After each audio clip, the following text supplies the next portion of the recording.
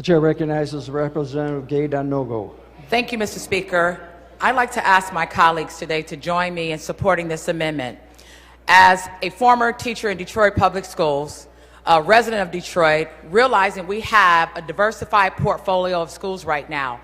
And while we have challenges with the school aid funding, properly funding all of our schools throughout the state of Michigan, and yes, we're looking for ways to realize additional revenue, we need to make sure that we're being fair and we are including local voice.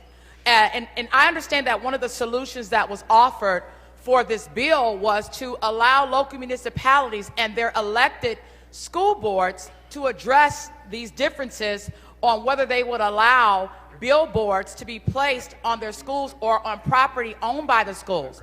The only problem we have with that is that there is a disproportionate amount of charter schools or public school academies that are within many of our urban communities, and they oversaturate the city of Detroit.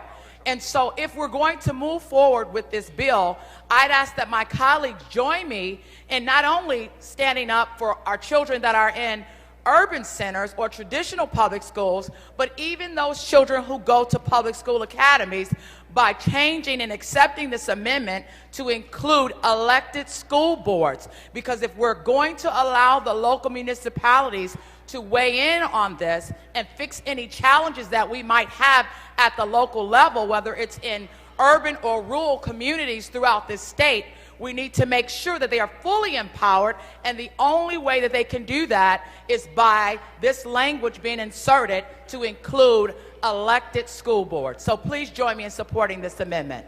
Thank you, Representative Gay-Dagnogo. Question for the House, adoption of the amendment. Clerk will open the board. The amendment is not adopted.